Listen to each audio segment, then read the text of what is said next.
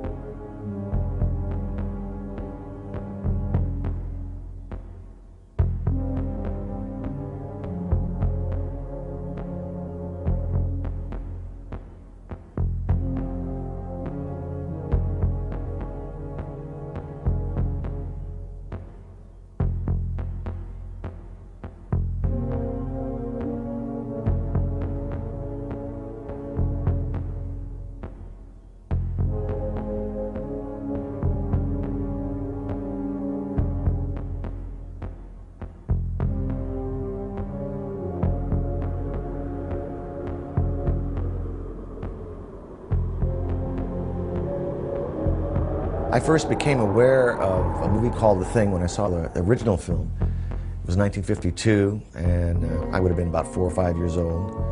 I think I saw it in a re-release. It was one of those films where, as you watched it, it was so frightening that my popcorn flew out of my hands. In other words, when they went up to the doorway and they had this a Geiger counter, they opened the door and he's right there, I went nuts. I went crazy.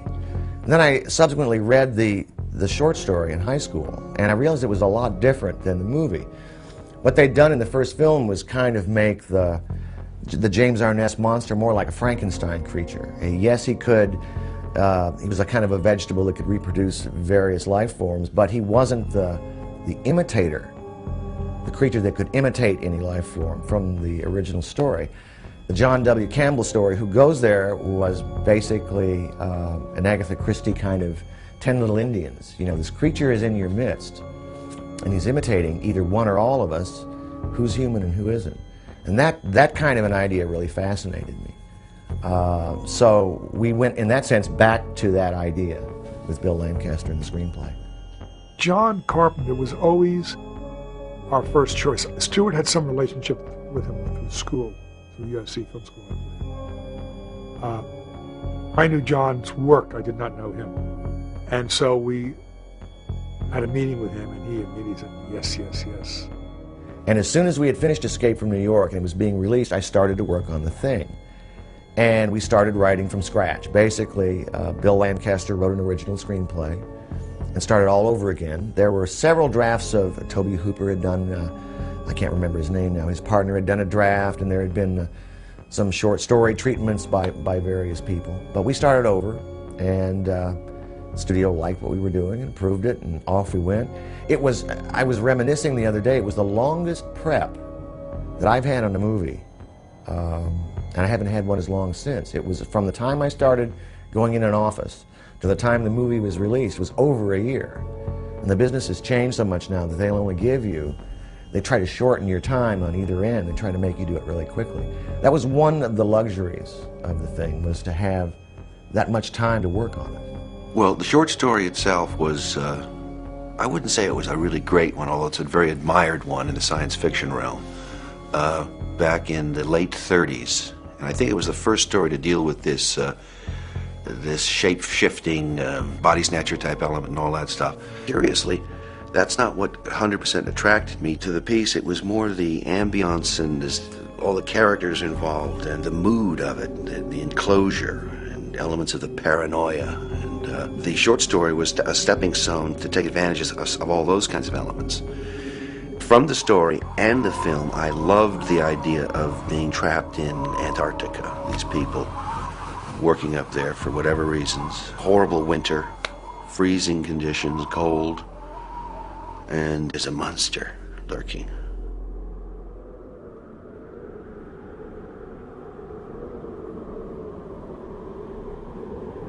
Trying to talk about how to approach making a movie is difficult. Each one has its own personality. What basically you start with is an idea for a director of photography. You want to begin meeting production designers. You want to begin the process of setting up how to make the movie. And one of the big keys to me in making the thing was discovering John Lloyd. You see, I had come from low-budget filmmaking, and I had never really worked in a studio situation, and John came along with enormous enthusiasm and knowledge and a great eye.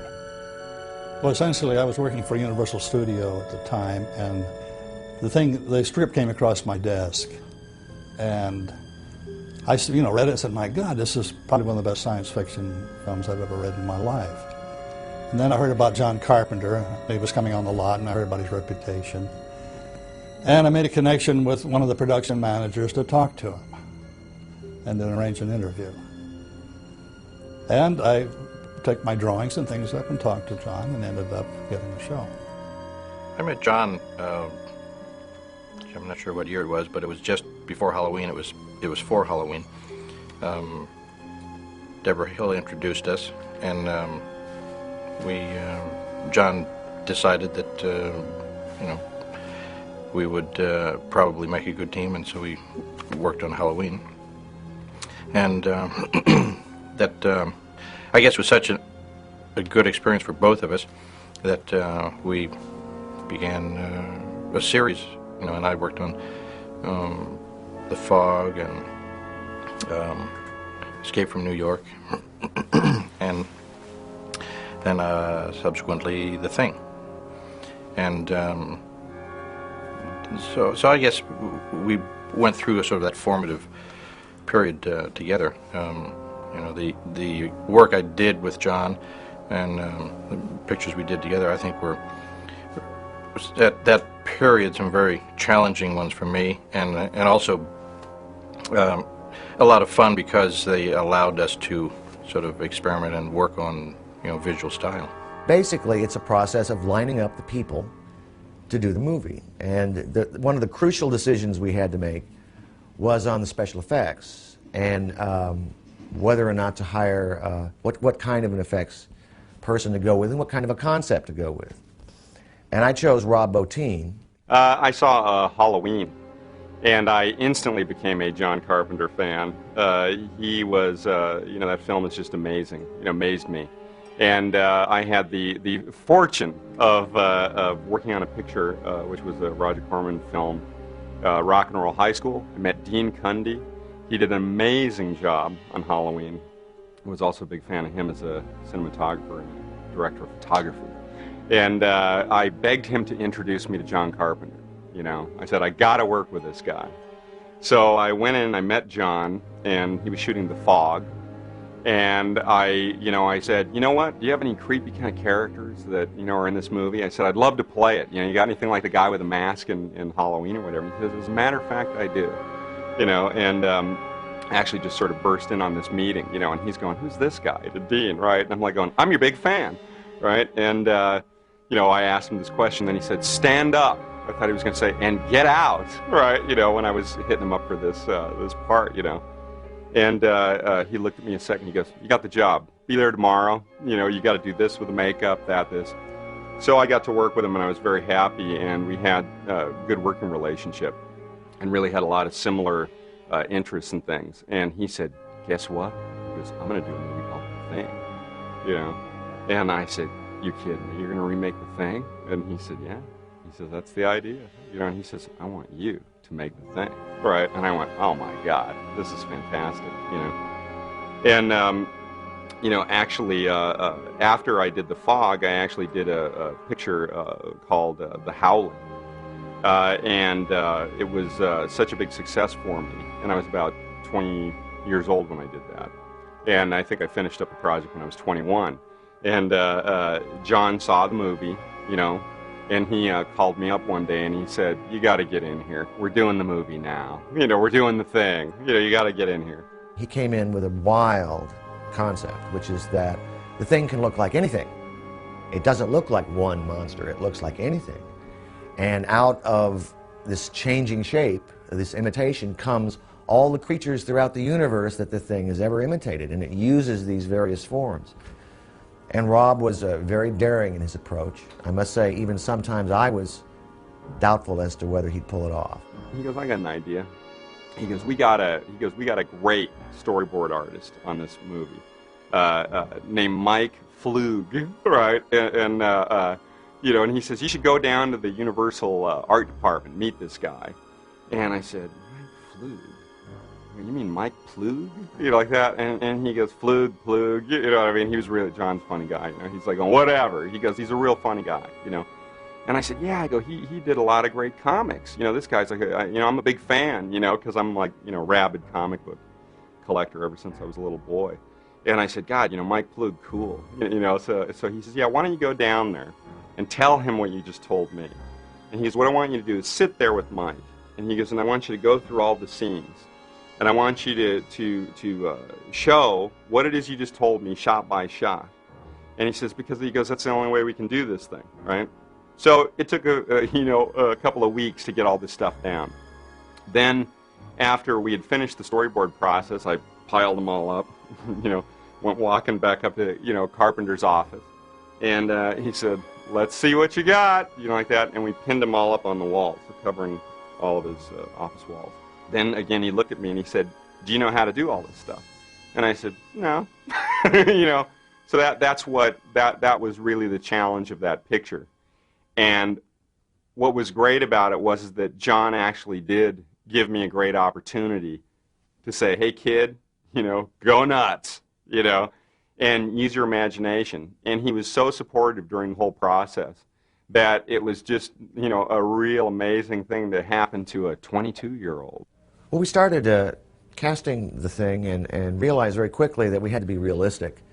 And although there are women who work in the Antarctic, and that would be a real thing to put them in there, it's more fun, I thought at the time, to make this an all-male movie, simply because you wouldn't have to deal with that issue. They had a couple of women in Hawks's version, and I thought maybe it would be more of a streamlined approach in an all-male movie. I hadn't seen one in a long time.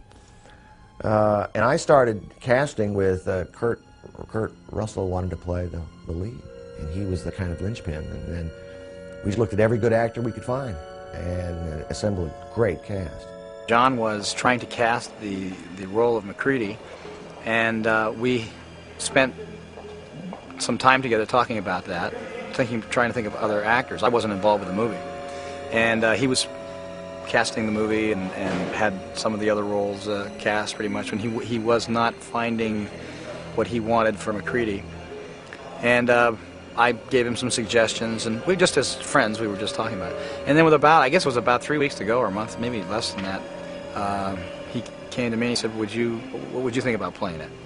And so then I really read it and said, yeah, I thought it'd be a lot of fun. At that time, we were going to try to do definitely a strictly ensemble piece where MacReady was just one of the group, and very slowly came out of the group to have to sort of deal with the thing at the very end.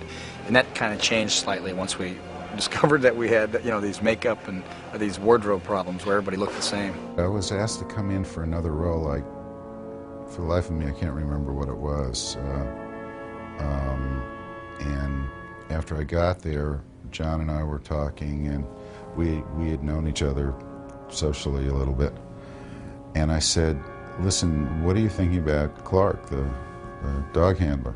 He said, "I haven't really focused on that role yet." And I said, "Well, that's the one that interests me the most." And he said, "Really?" And I said, "Yeah."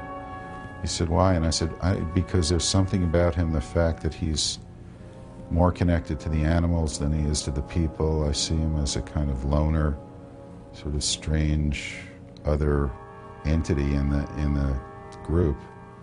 And I think he liked that, and I like the fact also he was sort of the red herring, the one that everybody thought was going to be the carrier.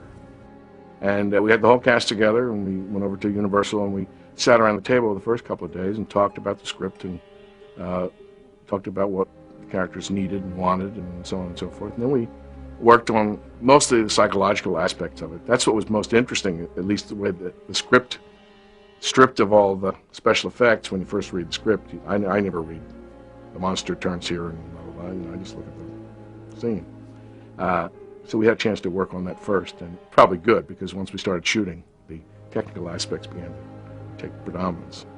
It ended up being great for me because I was the one who got to work the most with Jed, the wolf dog, and Clint Rao, who raised and trained Jed, and I got to be good friends, and Jed and I got to be good friends. He was a very spooky dog when we started. Because he was half wolf and half dog, and the wolf half was real dominant in him. He did everything like a wolf. He would never bark, he never growled, but the minute he would become uncomfortable, he would just suddenly go. And you just went, uh-oh, wait a minute. And he did that with me sometimes. And, you know, Clint had warned me, if you see this look on his face, just relax, try and relax. You know, something spooked him, and you never knew what was going to spook him. He was not very experienced working around people, so we had to really lock the set down whenever Jed was on the stage. And because he had to do that one scene where he went through the entire room and went underneath the pool table and everything, he had to go past almost everybody in the company. So we were in rehearsals for 2 weeks, which was, it's interesting, John originally, I thought it was a great instinct. He'd never done it before, but to put this group of 12 people together and then try and figure out what the dynamics were going to be between them, you know, who didn't like who felt, you know, who would react this way in this circumstance. And we came up with a lot of very interesting stuff in that process. But also we took some of the control away from John in the process too, because we really bonded and we got very interestingly involved with each other because of that. I remember at one point in the pre-production, and John Lloyd came to me and said, okay, here are our options. We're going to have to go probably up to British Columbia and shoot this on a glacier. In looking for somewhere to build the set for the Antarctic ice camp, they opted for Stewart, British Columbia, because it was purportedly one of the highest snowfalls areas, accessible easily. We scouted it, I believe it was in the summer, when it was still warm, relatively warm, and the location we had chosen on this hilltop overlooking a glacier was still essentially dirt, so that they could build the camp. So we were, I would say, 6 months ahead of when we would be shooting, we were choosing the spot. It was a little knoll on top of a mountain that was accessible by a one-lane road that was also used by the mining company. The mine road had only been opened briefly, and it was shut down after that, so it was kind of a unique thing to find. Because you just don't drive on top of glaciers, you don't do it. And here is this place, and it worked. It was just right there, and the only one problem, there were trees to one side, so I built the side of the set to hide that under normal shooting, so you wouldn't see it. But I was really extremely happy with all that, I thought it looked right.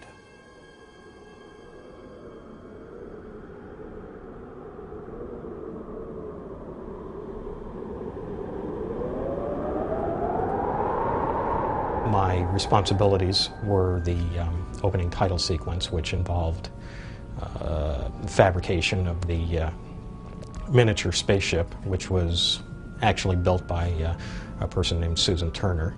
This is a spaceship from the opening sequence of The Thing, used in 2 shots. It's principally made of ABS plastic. I made it out of that so we could help hold all the heat that would be generated by these 144 lights we have circulating.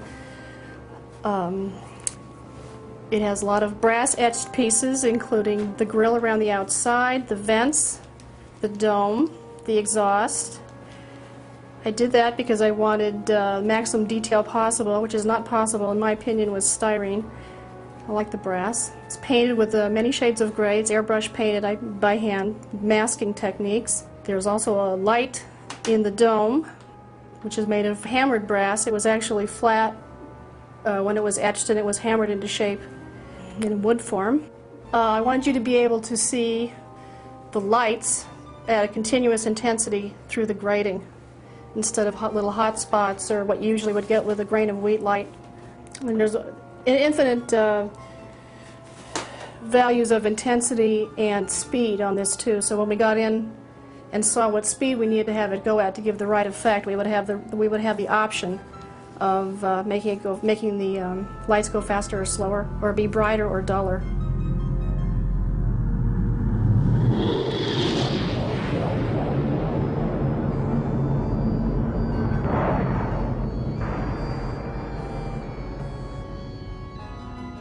We shot at Apogee, 4 passes. The spaceship pass, the pass with the swirling lights to give it the motion, which is presumably powering the ship. There's another pass with a little light on the top in the dome, where presumably the creature is steering the ship. And we also shot a matte pass. The actual title itself, when I did the effect for the title, what I used when the title comes, you know, the spaceship flies by and then the title comes and burns on, the way that was done, we had like a fish tank that was about, I don't know, 4 feet wide by 2 feet high, and I put smoke in the fish tank, and then on the back of the fish tank I put the title, The Thing. I drew it on an animation cell. Behind that I had a piece of garbage bag plastic which I stretched over a frame, and behind that I had a light which was pointed up through the letters.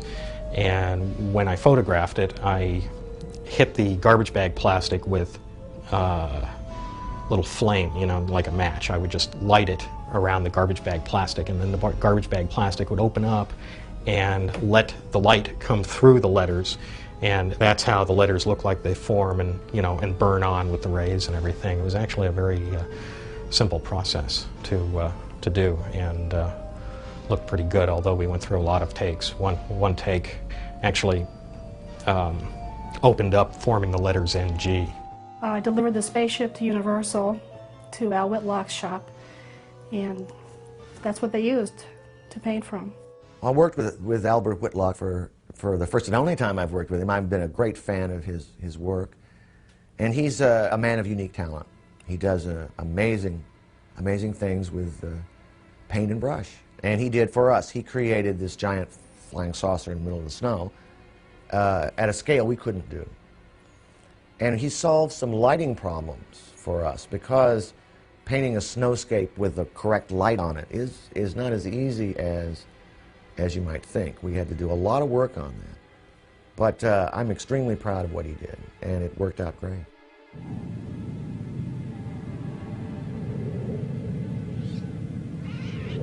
Well, the career in Universal started off really with the birds.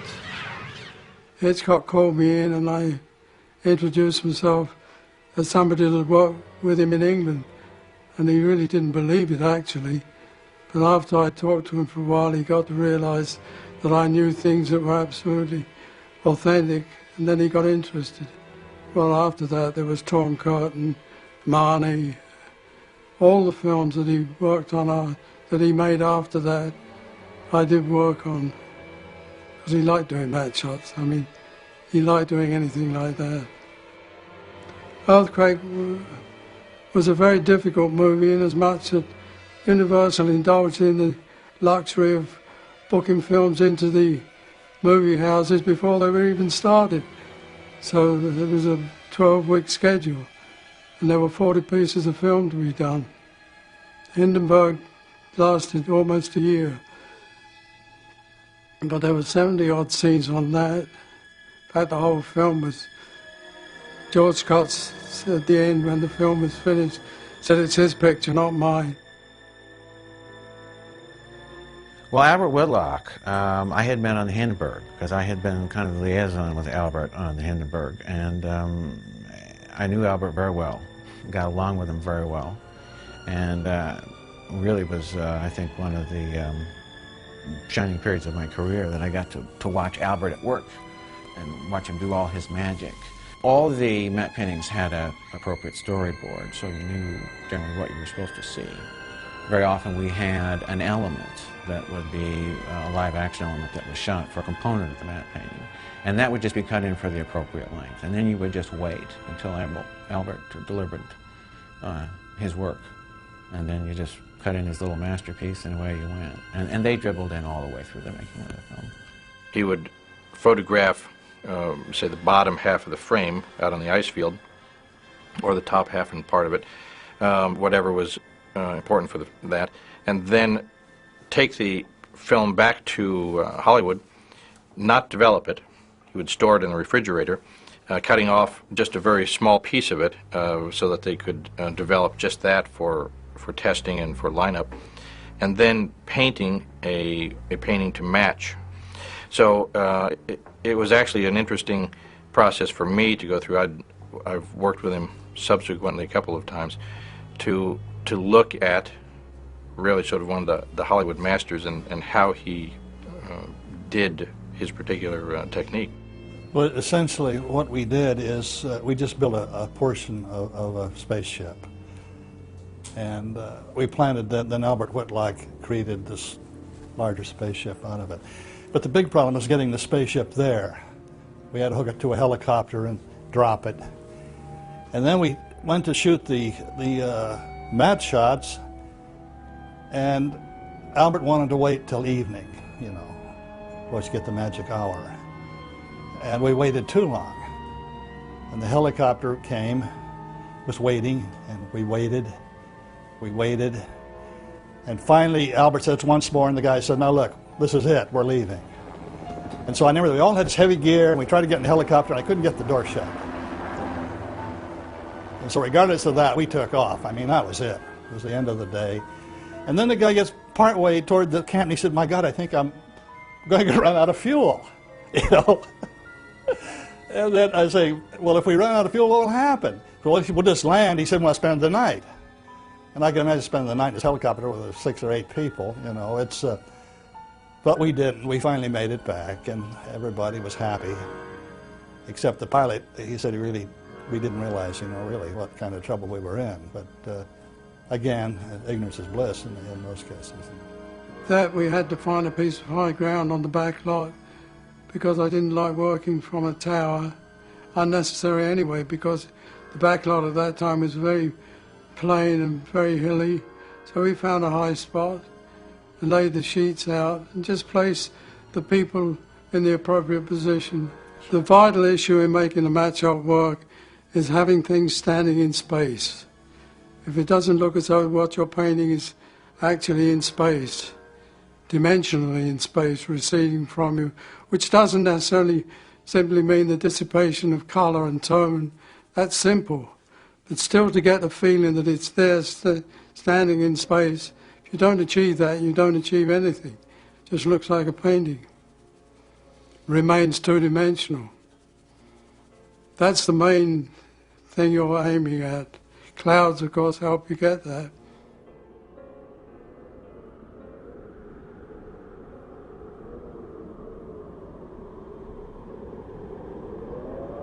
One of the things we were looking for was how to really create the feeling of cold, how to get breath from the actors' mouths, and we'd heard all the various stories that, you know, the people in the film business had been trying up till then, the Lost Horizon stories and so forth. And we decided that refrigerating the stages was really sort of the best thing. We found out that it doesn't have to be really cold as long as the humidity is up, so it was a very careful balancing act of humidifying the air, spraying water overhead to bring that and then bring the temperature down, which happened at one of the hottest summers in Los Angeles in a long time. So it was very strange for us to work in this very kind of cold environment and then step outside in our parkas in 102-degree heat to watch the tourists going by on the trams on the tour and have them wonder, why are these people wearing this clothing?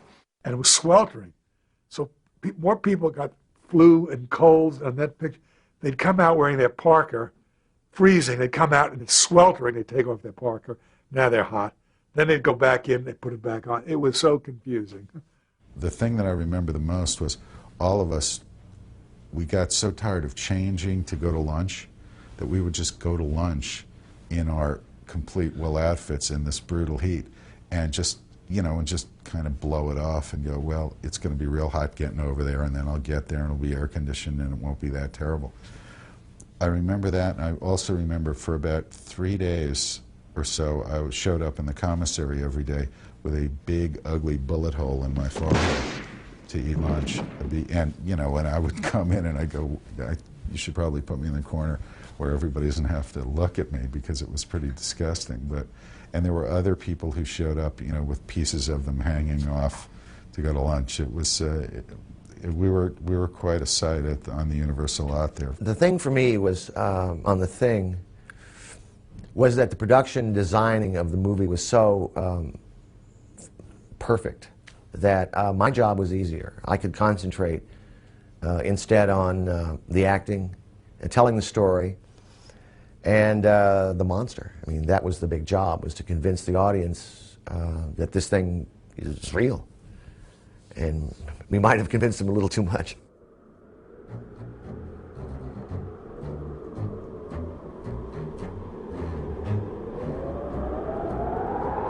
Rob Bottin has a great sort of strange imagination, and of course his characters likewise, the creatures and so forth.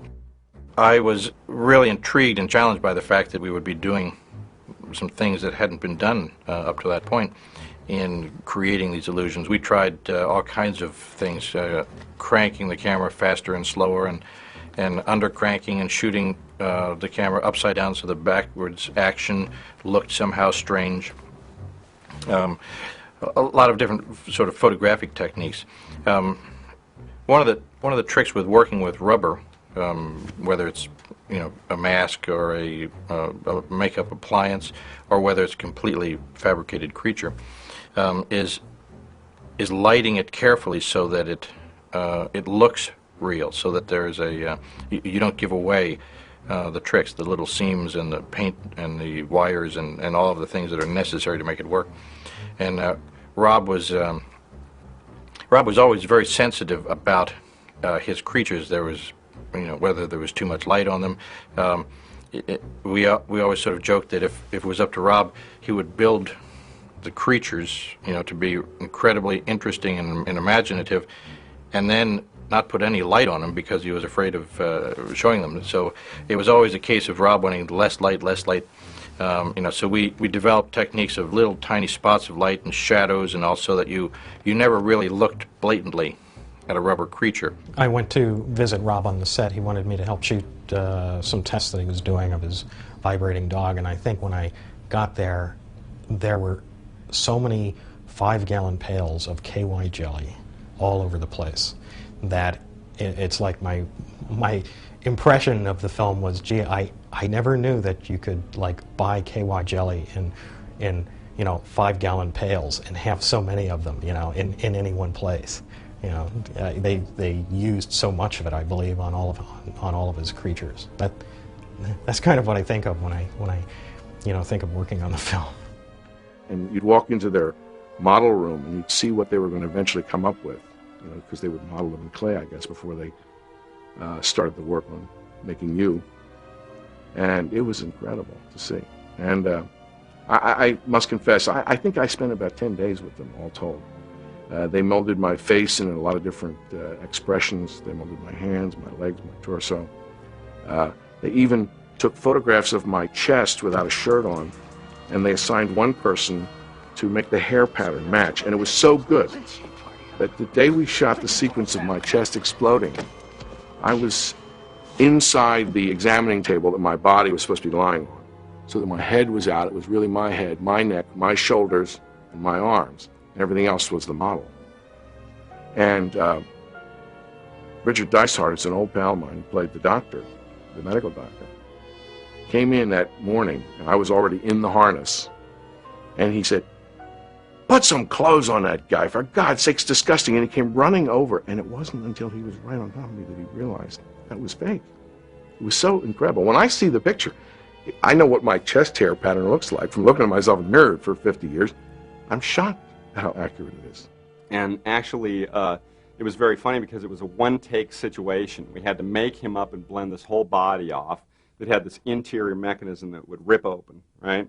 And what happened was, of course, take one goes awry, after, 10 hours of makeup, right? And Charlie's sitting inside this box and is working on him and stuff.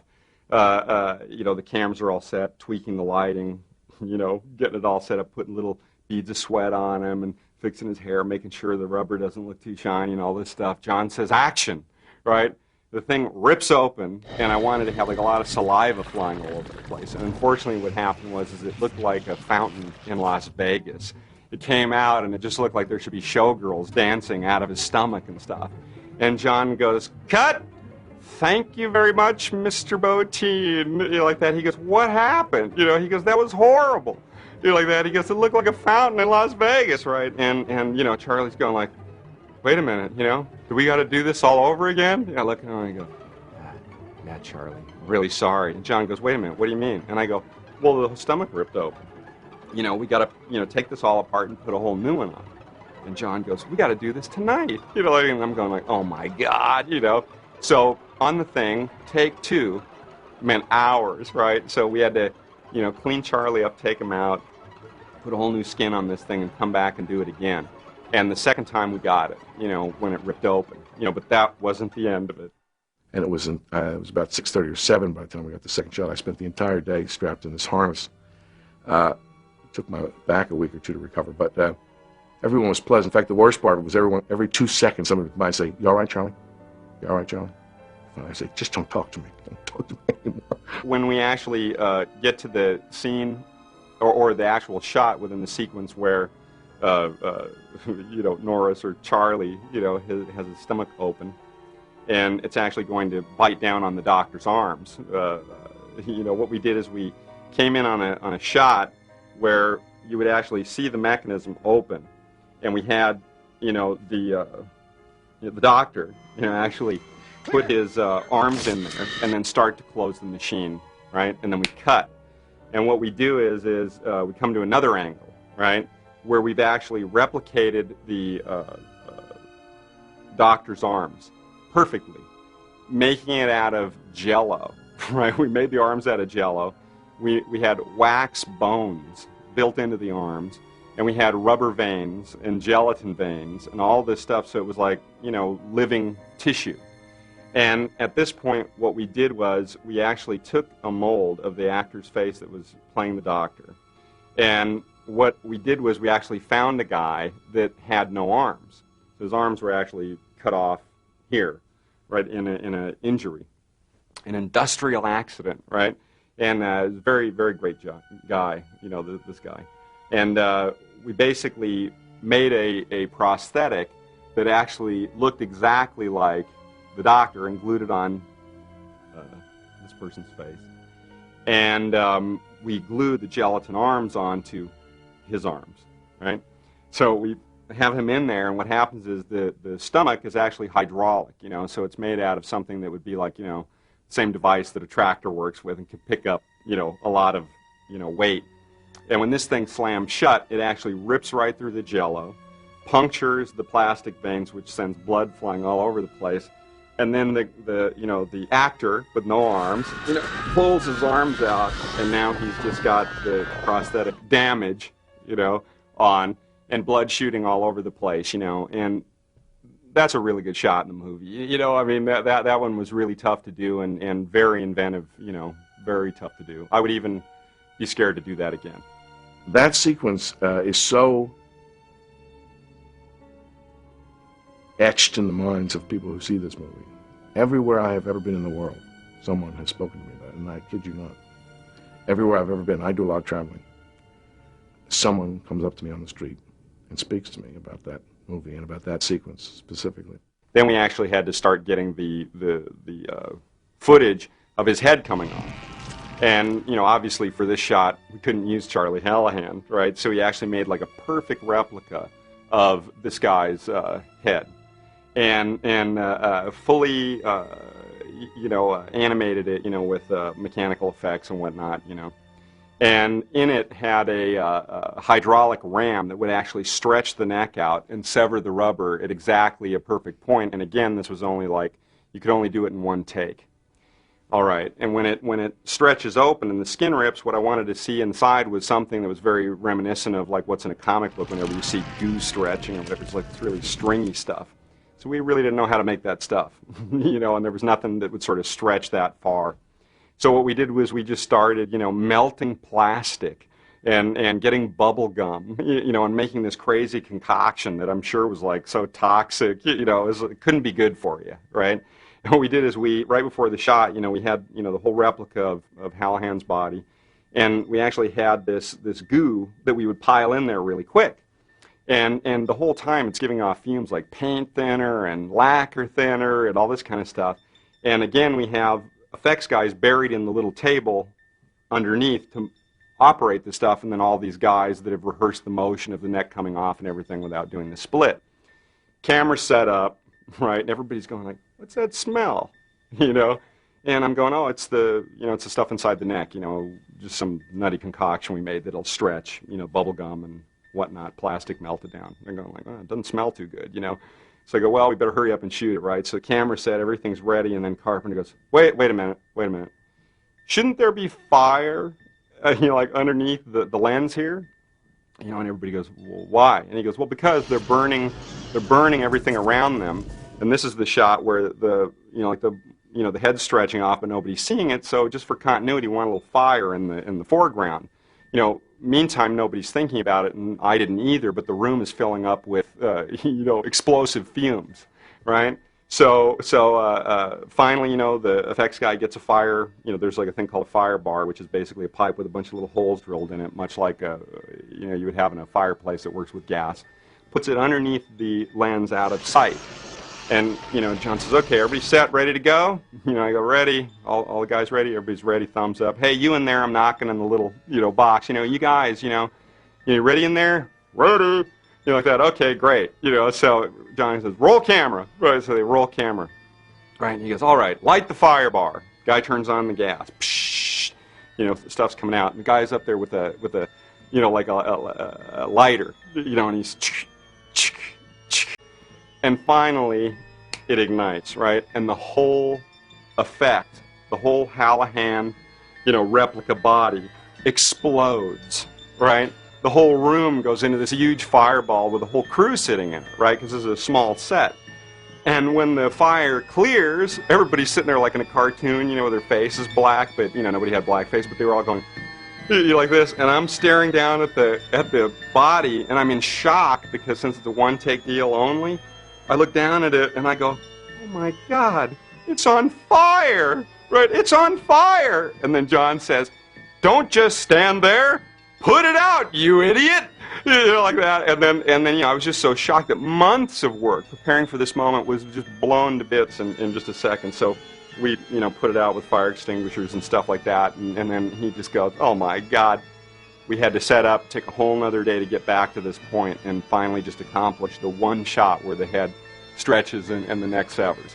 All of us had made a trip to the shop. I had to get this little thing done for my head and everything. We all made a trip over there. Some of them, like David and Charlie, had to have very complicated things done. So I didn't spend much time there, but when we were at the shop, Rob had already started sculpting a lot of the things, like he sculpted the fused bodies that we find in the Norwegian camp.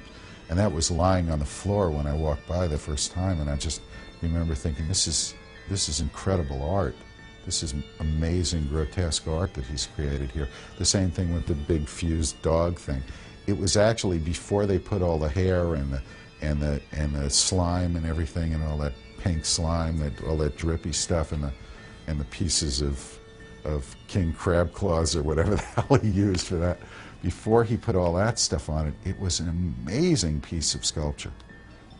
Just beautiful. I mean, grotesque, horrible, but also very beautiful. So what I did was I was so, wanting this stuff to come out so great, I actually lived at Universal for a year and 5 weeks without taking a day off. I worked, 7 days a week, never took a day off, And I was there night and day. I'd sleep on the sets. A Carpenter would come in. Where's Rob? You think, oh, he's in the locker room, or he's in the lab, And then he'd wake me up. Hey, we got to shoot this thing or whatever. And I ended up, working so hard that I ended up in the hospital at the end of the show. John looked at me and he said, "You don't look well." He goes, "Somebody take this guy to the hospital," right? But since then, I've wised up and it's I don't do that anymore. When it comes to the creature effects on the thing, this is Rob Bottin's movie. I mean, and there was no loss for incredible effects. It was a pretty hungry movie when it gets down to that aspect of it. We came in actually with Rob's request because it was an overload period where I think he had some 7 million creature effects going on, and talked to me about possibly picking up one of the effects as some of the overload, which happened to be the dog thing at the beginning of the movie. It was we were just getting heavily into this new element of puppetry and animatronics coming together at my studio, and since I like Rob a lot, and I've also worked with John Carpenter before, and it was a fairly fun and simple situation for us, so jumped into it. It's one of the first effects that you see in the movie. These dogs have been taken over by the thing. So I attacked it in a way of figuring out a way of how to do it simplistically, how to do it quickly and economically, and also create a pretty nifty effect. And so we attacked it as literally a puppet. So when you do see this effect in the movie, I remember looking at myself in the mirror and going, how easily can I puppet something if this is the head, because we were just starting to get into puppetry at that point in our studio, and had us do a snapshot of me just holding my hand like this as a human being, so that this is about the most intricate and amazing machine anybody could build. And then from that snapshot of me standing there just like this with my hand just like this, we designed the dog thing over that. So it was form following function. We did not create freely. We created based on the machine that was going to make this thing work. And when you actually see this dog thing in the movie, you will see that there's this hump, this interesting hump, and this long neck that comes out, and this really cool head that comes around, and is snarling and going through all these gyrations. And it has all this wonderful organic movement, and it's basically because all that organic movement is the person inside it who is disguised by the design. So we came up with a concept, designed to that concept, and literally built a really cool hand puppet with an animatronic face. We literally came in to help out, to take a little bit of this overload, and to do a really fun character and a neat creature and a neat effect, but it wasn't for the credit, and it wasn't for the film. It wasn't my film. It was Rob's film, and he should be very proud of it. I'm thrilled for him, and I think what he did is outstanding. Some of the neatest effects we've seen, and I'm glad that we have a cool effect in the film. The big scene in the kennel when the thing first makes its appearance, and we set it on fire with the flamethrower and then put out the fire, was one of the most exciting things I've ever worked on. Because there were 7 or 8 cameras, 9 actors with fire extinguishers, and we really had to go in and put out the fire. And the stage was elevated 15 feet or so above the floor, so there were real firemen underneath, and there was a lot of safety apparatus for us. But I remember that, usually the roll them, marker, action, and all those cameras clacking, and the flames building up from the gas jets, and us waiting, and then finally the call, and we all went in and really put out that fire. It was really wonderful. The kennel sequence is basically broken into 2 areas, which is one, first the dog transforming in front of the dogs, and then the point at which the humans see it. And at the point at which the humans see it, it was very important to also understand that what again we were looking at was an amorphous shape that, you know, you could really call a thing. So when the big mass, or the dog, or what it is transformed to, pulls itself up into the corner of the ceiling, you know, trying to back up and escape, you know, from these guys and the dogs and everything, it just wants to be left alone.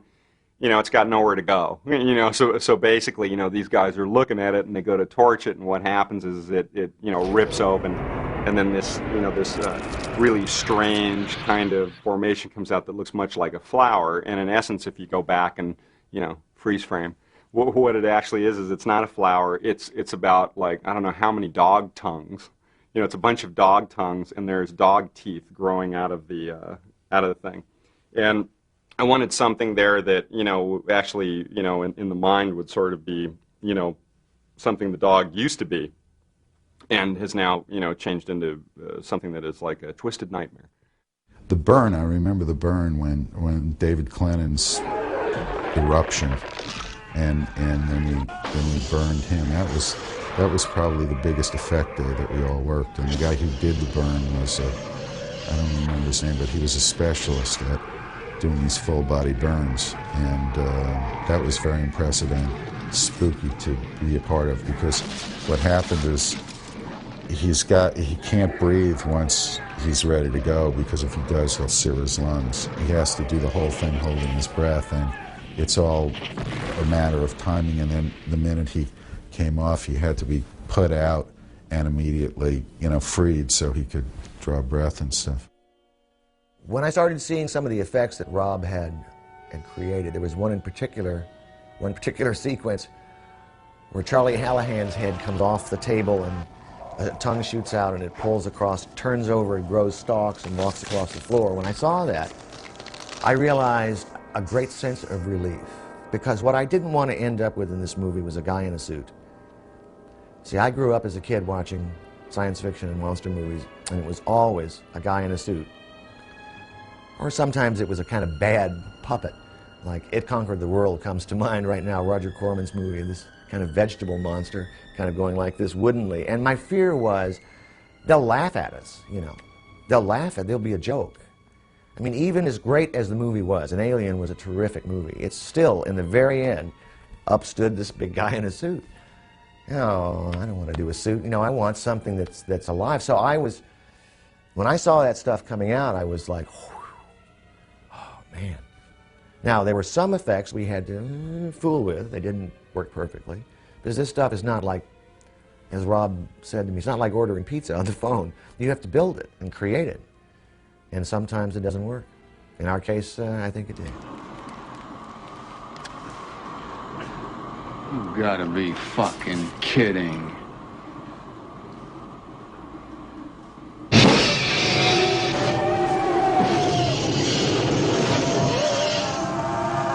Rob Bottin did the special makeup effects, and Roy Arbogast did the set special effects, the explosions and so forth. But they worked together in one area, and that was in terms of certain construction for the thing, certain size that Rob couldn't handle.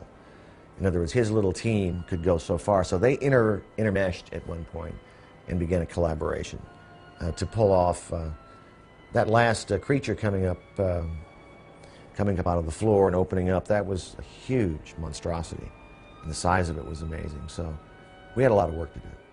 The first part, which was the pass where he actually has to run underneath the floorboards, that was done by Roy Arbogast. And what they did was they built actually like a train track underneath the floorboards. They put like a huge ball, metal ball on it, and they actually dragged it with a huge cable mounted to a winch that actually was a high-speed winch. So they just flipped the thing, and then this ball would roll underneath and just break all the floorboards up, and that looked very impressive. Then what we see is the floor being ripped up, and now we see this, you know, image of Wilford Brimley rising up out of this hole, you know, sort of stuck to a huge tentacle, you know, with all these tentacles that are writhing off of it. His chest actually rips open. This dog starts to struggle out, and because we wanted to open up the scope of what we were seeing, we decided to use animation.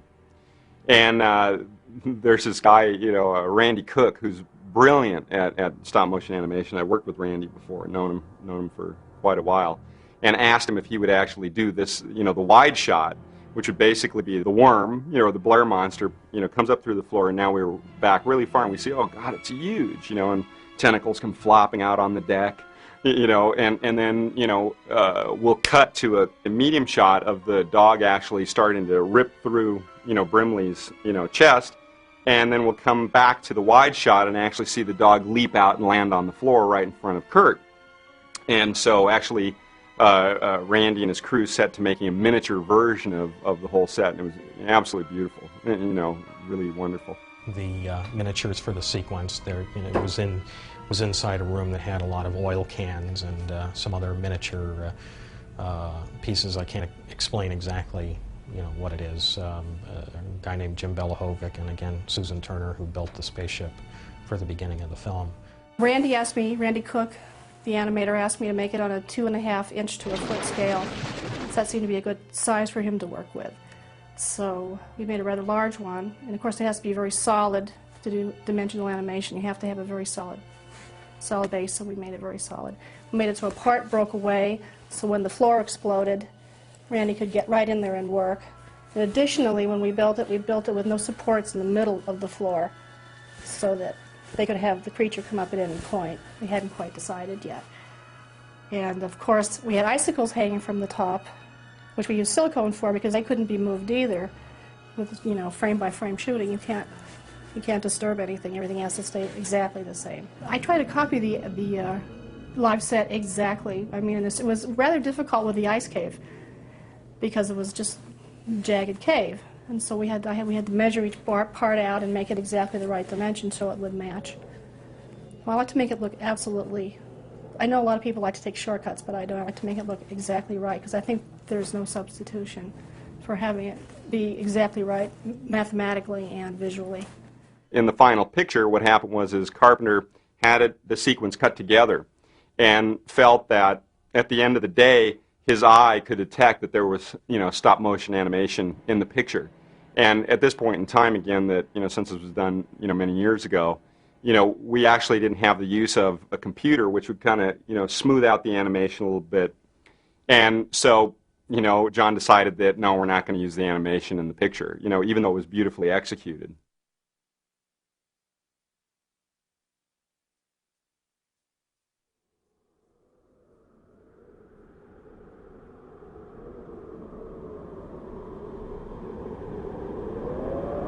We all met at Vancouver Airport, and then we were going to fly to Prince Rupert, where we were going to get a plane to Stewart, British Columbia. So we flew into Prince Rupert, and as we were coming down, we realized there was a snowstorm going on. So we thought it would be a little dicey if we were going to take a small plane and fly into Stewart. So we get into Prince Rupert, and around 11 o'clock at night, they heard the entire cast into this huge, like, Greyhound bus or something. By now, it's continuing to snow, and the snow is getting deep. We're driving along. I remember Peter Maloney was sick from eating something, and everybody was kind of falling asleep, and, you know, it's the lull of that bus as it's driving along. And we're all just about out of it, and suddenly we hear the bus driver yells out, "Slide! Slide!" So we all wake up, and the bus literally slides, and it starts going almost like off the mountain. I thought it was going to, like, bounce off the mountain and ricochet and throw us off the other side. There was no guardrail or anything, and it just plummeted for 1,000 feet because we're in the middle of these snow-covered mountains. And so now, if this was a movie, you cut to the next shot. The whole cast, we were up in front of the bus, surrounding the bus driver, with our eyes completely open, and we're driving at like 10 miles an hour now, and we're just kind of glued to the. We're glued to the road, but Maloney's still in the back, and he's sleeping. So about 3 o'clock in the morning, or who knows when, there was like a motel halfway to Stewart, and we were going to pull in there to see if we could get some coffee, make some phone, I don't know what. But it's continuing to snow, so it's really deep. So this Greyhound bus has to make a right-hand turn and then go up this hill into the parking lot of this motel or something, and the bus slides and it gets stuck, like right in that depression before you go up, and he couldn't get the bus going. So, like, we're sitting there, and I'm not sure, but I'll take credit. I said, why don't we all get out, lighten the bus, and we can actually push it on the ice or something. So you have this cast of amazingly talented people getting out of this bus in the middle of the night in Canada and lining up on the side of the Greyhound bus, and they start to push the bus when the bus driver put it in gear, and we actually got it moving so that he could get back up into the lot. Well, we got into the lot, and the motel was closed. So we had to turn the bus around, and we got back on the road, and we drove for another 2 or 3 hours. We got into Stewart, British Columbia at 5 in the morning. Carpenter comes out into the middle of the street. He's like welcoming us. He's all bright-eyed and bushy-tailed. He slept and had coffee, and we're all like, we were a mess from being up all night. And he said, "Welcome to Stewart," and that was our arrival in Stewart, British Columbia. The conditions are almost unbelievable to imagine shooting a movie in. And somehow there's a part of me that wonders how we ever survived it. We had such problems, all the way down to the cameras. We had to leave them in the cold because we couldn't take them from the warm out into the cold, inside and outside, because the lenses would mist up. I mean, the whole approach was one of just trying to push this giant rock up a mountain. We had no comforts. And it was a dangerous spot. Make no mistake about it. We were in a very dangerous spot shooting this movie. And I think that some of the reality of that showed. I know the cast members bonded together, and they really became their characters. They were really standing out in the snow dealing with the problem. There was a real camaraderie on the making of the film because these guys, the actors got into the business of being scientists working together, thrown together. I would imagine in the real world, a group of people in an isolated environment would have to pull together and be friendly. And we did lots of research. People who go up there for long stays, they'd bring cassettes and records and books, and they would get flown in like videos of Super Bowl games and baseball games. The actors tried to mimic that. They tried to copy that. There's been some great scenes where all 12 men are looking at each other and trying to figure out who's who. If you are my best friend or if you are about to thing out on me and kill me. But my favorite thing in this whole picture is to be able to be up here in a location like this and just be able to shoot up here. It's unbelievably fantastic. When the set was built and then it got snowed in, as we had hoped, we were then going up a snowy, icy dirt road, one lane, with mining trucks coming down and radio contact back and forth. So the trip up each morning and back in the afternoon, in the evening, was sort of a long, tedious, and sometimes kind of scary trip. It was one of those things that paid off because, we were able to put the set in a location that we would not have been able to otherwise. We lived in the town of Stewart. It's the one of the last ice-free ports, I believe. So they floated a I guess you'd call it a logging camp barge dormitory into the port, and that was the crew housing. It was a large flat barge that had very small cubicles in it with a bed, and it was very much a kind of a college dorm situation for the crew, and I think it made the adventure more interesting, and there's a certain bonding that occurred with the crew. But of course, it was not the most luxurious conditions. The drive up from Stewart to the site on the glacier was 45 minutes of unbelievable stuff. Every day we passed 8 tan-balled eagles eating, having just killed salmon, eating them on the side, on the snow, blood-covered snow. It was just amazing. Good morning, gentlemen. Good morning. Oh, man. What's going on? We're on, hey, this must be a movie. Everybody went up every day. So there were many days you just sat around and sort of did nothing except look at how beautiful it was. That was the extraordinary thing. Even though it was 20 below, the gear we wore after a few days of acclimation kept you warm. And you could walk out on these fantastic glacial vistas. We were 3/4 of the way up this huge glacier, and that pale blue color of the ice. that stretched for miles and miles and miles and miles down as it sloped down into the valleys. And white snow all around you, and just hints of the darkness of mountaintops.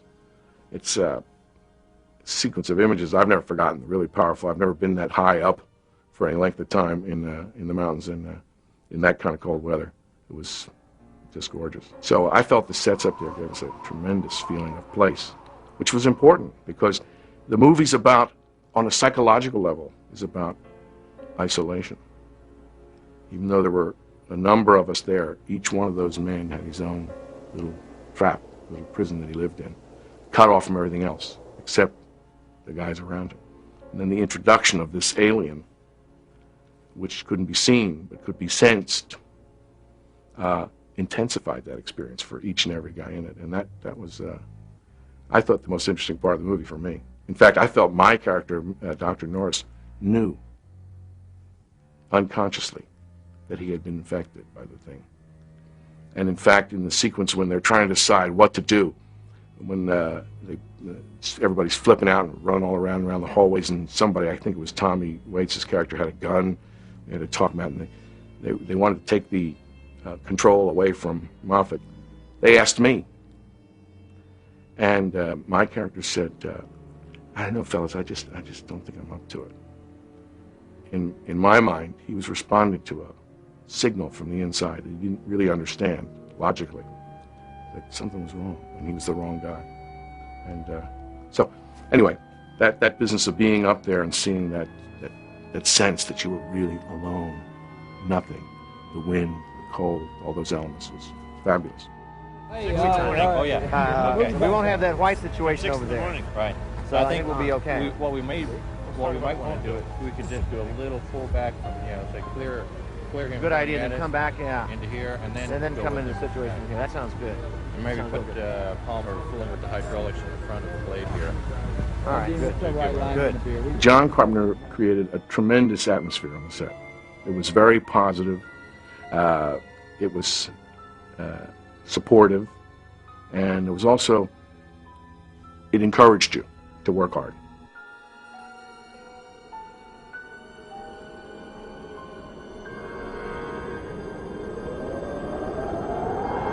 John is one of the few directors who can walk onto a set and be faced with a scene that may involve 5 or 6 people and some complicated blocking, and with no preparation, work with the actors and arrive at a blocking that they're comfortable with and not one that he dictates to them, and then decide on the spot what the most effective coverage for that scene is going to be. That's a rare talent. In scenes, a particular scene, I think, which evinces that ability is the one in which the blood was in the refrigerator. They found the refrigerator, and all the blood's on the floor. It's been broken open. That's a difficult scene because you have a group of people in a semicircle up against a flat object. And if you think about that, that's an exceptional challenge to shoot effectively. I mean, one can take an easy cop-out and shoot it from within the closure of the half circle, if you will, and take individuals on each. But I think if you look at that scene, it's much more complicated in terms of how he chose to cover it. I was very impressed with that scene. And the one that followed, where Windows runs down the hallway with the gun, which I think is one of my favorite scenes in terms of cutting. Those 2 scenes in particular. And John always gets just the right angles. Very rarely. I can't ever really think of a time in which I would say, gee, I wish I had this, or gee, I wish I had that. And that's a testimony to his ability. This is U.S. Station 31. You read me? Found something in the ice. We need some help down here. Can anybody hear me? We found something. Found something. We found something.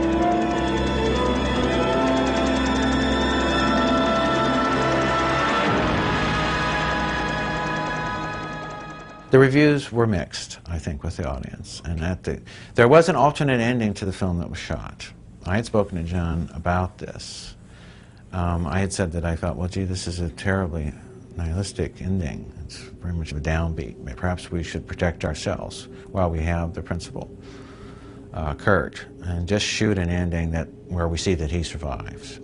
And John was open to this, so essentially what he did was he staged a scene in which Kurt has been rescued, and sitting in a kind of a small office structure, and he's just had a blood test so that we know that he's not infected. And he has survived this ordeal rather than the kind of mutual death that concludes the film now. He just shot this for protection. We never previewed this. The issue did come up at the conclusion of the 2 previews as to whether we should perhaps try this ending, see how it flew with the audiences, and or make other adjustments on the film. And I think John essentially at that time felt that he had achieved in the movie what he wanted to do. He had made the story of Who Goes There, the short story from which the original thing was adapted. He was much truer to that, which I think was one of his intentions. He was a great fan of the original thing. He and I watched it at least 2 or 3 times. John's probably seen it 50. And it is a wonderful film. But he wasn't trying to do that film. He was, in a sense, trying to go back to the source of it. And I think he felt he had accomplished that. And so that's the way the film went out. A lot of the things, though, that bothered the audience more than the monster were the poking around the monster, you know, and poking around human beings that had been burnt. And it was like we all associated to it in terms of what's like gutting a deer. It doesn't. It's part of life. If you hunt and you take the meat, you gut the deer, and it's. I guess it's ugly the first 2 or 3 times you do it, but then after a while, that's what you do with you take them out, you remove them, and clean it, get the meat clean, and then you cut the meat up. All of that kind of when you're doing it, if somebody's not used to doing it, they look at that and they go, this is horrible. But they don't have any problem going to the store and buying that wrapped piece of meat. So they just don't see the other part of it. So in this movie, you see that part. We realized that those parts were probably going to be, to a large degree, rejected. Again, I thought it was great that John didn't stop doing the movie that he set out to do. And I'm very happy that the movie did find its audience. And that it found its audience 20 years or 15 years later was, to a great degree, expected. People always come up to me and say, you know, my favorite movie you were in was, I mean, a lot of times this happens, that they come up with the thing as the thing that they like the best. But it's a, you know, as someone else has probably said, this film found its audience not in the theaters at the time. It wasn't a huge hit. It did okay. But in video and on cable, and since then on video, it has a very loyal, very intense following, and that's always fun. I mean, I've been involved in several of those that haven't gone through the roof in the box office, but in certain ways have an afterlife that's much stronger than films that have gone through the roof at the box office. It was so much fun to be with that cast and that director and that crew. I mean, you had like 60 little boys with helicopters and flamethrowers and guns and a monster, and we're up in the Arctic, and I mean, it was a gas, man. It was like going out and playing cops and robbers when you were a kid. It was just, it was a fantastic experience in a wild and unpredictable place with just once again, I have to say, just a tremendous cast and crew. It was just so much fun. It's a good film, and it'll survive for that reason, you know. It might not be an instant success, but I feel that it has legs in the sense that people will enjoy seeing it, and probably more so as the years go on. I think that at the time when the thing was released, it was an innovative, very kind of unusual journey for an audience.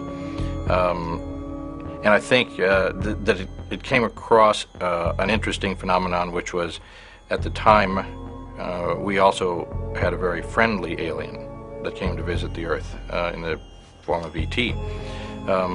And it was a case of an audience at the time feeling probably more comfortable with a friendly alien, and the fact that you know, that the sort of dark edge of the thing was something that wasn't sort of appreciated at the time. I think the audience's sensibilities always sort of change, and they're now sort of prepared to accept an alien that isn't so friendly in the shape of the Thing. I really believe that if they had separated the releases somehow, that it would have been a big hit at the box office. It's since turned into what they call a cult film. It seems like everybody has seen it. It's on video or on television or something. It set a standard for special effects. I think that the people who like that kind of movie went and saw it anyway. The interesting thing about The Thing, right, and the fact that it was actually done a long time ago, you know, people actually think that you know, the imaging and the special effects and the creature work or whatever hold up to this day, even in light of the fact that, you know, there are computer graphics and things now. And I think part of the reason for that is that it's, you know, you just can't beat wild imagination, you know, and no matter how you do it, as long as it's executed very well, you know, you just can't pierce through the magic. You know, actually, it's really funny because I watch the movie now and I can completely pick it apart.